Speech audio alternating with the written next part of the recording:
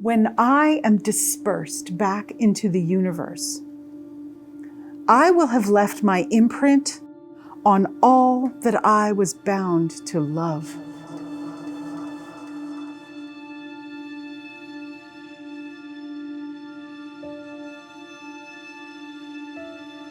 I will be part of the strongest, longest living, most compelling storytelling touchables.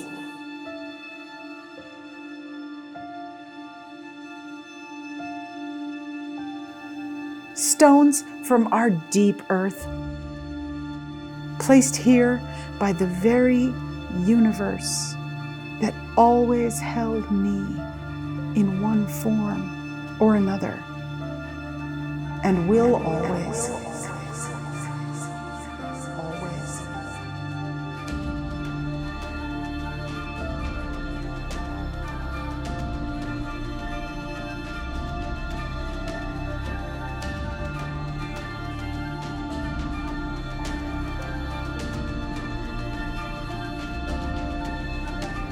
Is it a wonder these objects possessed me so?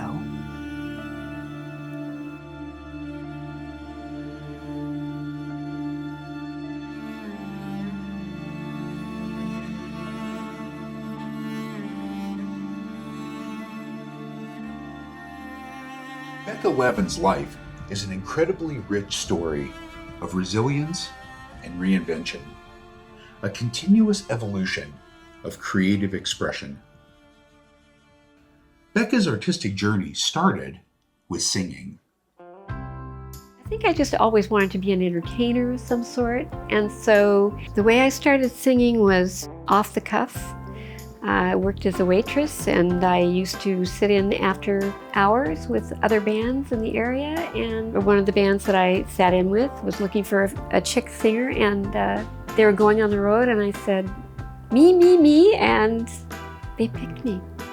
So off to Billings, Montana, and the world. After having sat in with them for several sessions, Becca was asked to join the group Dick Caldwell and the Celebrities. So she cut a long dress short and set out on the road.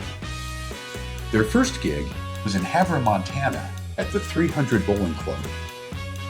Eventually, her career performing in variety shows with the band took her all over the US and even overseas. Closer to home, she performed with club bands such as Dark Horse and eventually formed the group David. But, as it does for most, Becca's time on the road would come to an end as family took priority. Her son was in school and, as she puts it was time to be home. Now in her mid-30s, she found herself in the corporate world and on the cusp of an artistic evolution. My mother wrote poetry. She wrote it in the middle of the night when she was just getting things off her chest. And her form of writing poetry was more Ogden-Nashy. It was kind of tongue-in-cheek. But I remember her writing poems for me when I was young, but I didn't think about writing poetry till I was probably in my early 30s maybe. And it just came along when I needed it, when I just needed to write to myself. Things that couldn't be heard by others. I just needed to figure out things, and so I just wrote day and night once I started. And it sort of made me feel better because I could say things that I couldn't say to other people, that I felt needed to be said, and then I got more crafty about it as I went along. It was like I could write all day and end up at 7 o'clock at night wondering, did I eat today? Those are really great days. Becca's poetry would eventually be published, and she continues to write to this day. Once active in the world of spoken word, she now prefers to have her poetry performed on stage by others. It used to be enough that all I was touch. Like a blind woman with blind acquaintances scrambling in the dark. Now, in this time that's captured my imagination for love and sin, I can't think that I shall be touched again by anything more grand than the cool, senseless shake of unfamiliar hands. It is so strange to know your time for touch is done. Frightful and calming all at once. Like a stem tangled in a wind, or a dream turning on a whim without permission.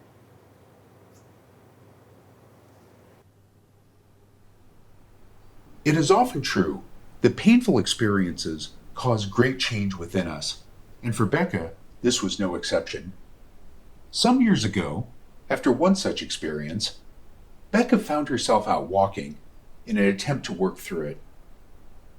As she walked, she began to notice the bark on the trees around her. She was fascinated by the differentiating patterns and unique textures of each branch. As that fascination grew, Becca decided to start taking photos, and it wasn't long before she found herself capturing images of not only the trees, but of all the nature around her. Through this experience, Becca found a new creative love: photography. As her skills grew, Becca began to experiment and enter into many different genres of photography. Most notable is her love of shooting through glass. I love shooting through glass, and not just perfect glass. I like glass that's not perfect, bubbled, waffled, anything, because it distorts what you see normally. It's like doing an abstract painting without actually having to go through all that painting, But you never know how it's going to turn out, and it's just so much fun. I love it. Love it. I have lots of glass. Lots of glass. I really can't sort of pass it up, but everywhere I go, I look for glass, and then I have to look through it, and I have to see what happens when I'm looking through it. And if something happens that I like, it goes in my bag.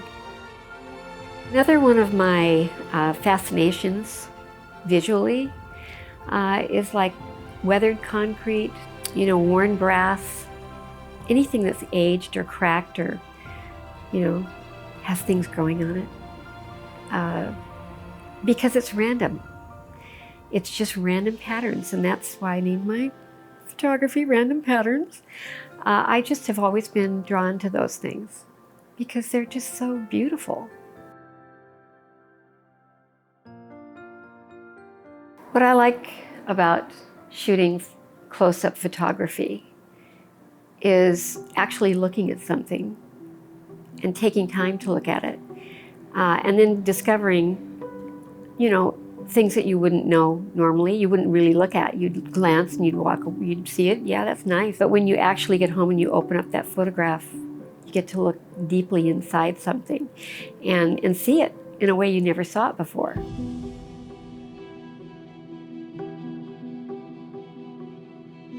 When I first started doing or thinking about doing photography for the real, I decided I wanted to just do a project called Eye to Eye. I named it Eye to Eye because I wanted people to be able to just sit and look at each other and not speak, just have to sit and look at each other. I've had to go through an exercise like that in school, in massage school, and it was very difficult. And I wanted to get people that were related to each other because that's harder still, I think. And I just wanted to see how that played out as a photo.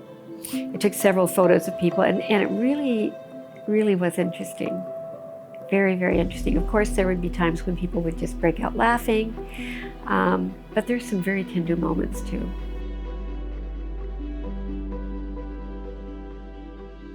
But Becca's artistic journey was far from over. In 2020, her massage practice was paused as a result of the COVID crisis. Her family was worried that she might be bored with nothing to occupy her time. So they brought her paint supplies. At age 73, and having never painted before, she dove in with a full-blown passion. Her home became a combination studio and gallery, and within that first year, she had completed 29 paintings. I was kind of like not working for the first time since I was 15, and I just really didn't know how to handle it. So my granddaughter brought over some canvases and some paint to keep me busy and asked me to paint her and my great-granddaughter a picture.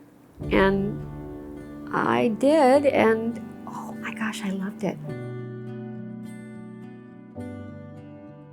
I have a series of paintings based on the feminine form, which I'm drawn to. I've worked with the body for many, many years, and the female form is just a beautiful thing. I can't help it, you know? What can I say? And I carry a lot of weight in that female form, just from my experience living, being a woman, fairly attractive woman when I was younger, and going through all the little things that you have to go through. You know, walking in a room and never being seen from the neck up, you know, never being, you know, addressed as another full human being, and having to have shame in my body, you know, as a shameful thing. The body is a beautiful thing, and there's no shame that should be in it. So for me, it's just saying, this is okay, and it's beautiful. So that's my little bit of, you know. When I think about what inspires me to create art, I have to say it's wanting to speak out about something or share something and then end up with something beautiful to look at. I can create something that's personal and yet can relate to other people and just the human race, basically, and other people can appreciate it, maybe get something from it. I take photographs of my paintings while I'm painting them as I'm in progress, because first of all, I don't want to lose what I'm seeing going through the process, because there might be something there, and I will lose it along the way. You know, it'll become something different. A lot of times I'll just paint over a painting entirely and start again, or just layer it, and it just becomes totally different, but I don't want to lose what I started with. You know, there was something there, and maybe it's still partially revealed, but maybe it won't be. So I do that for safety, and also because I want to be able to see it again. This year, Apex put on a gallery show called No Criticism, and I was able to put 3 paintings on a gallery wall. First time ever. And I'll tell you, it really felt good to see your paintings along with all the other great artists, be able to bring my family and friends, and just to see people's reaction and have people come out and tell us how much they had appreciated them. It was pretty wonderful. That kind of makes me feel legit. What I like most about Apex is, of course, community and support, and just the ability to touch on so many different forms of creativity in one room or in one space. You never know what you're going to learn, for one thing. I've been with them for about 3 years, and you form friendships, you form bonds, and there's a lot of support that way.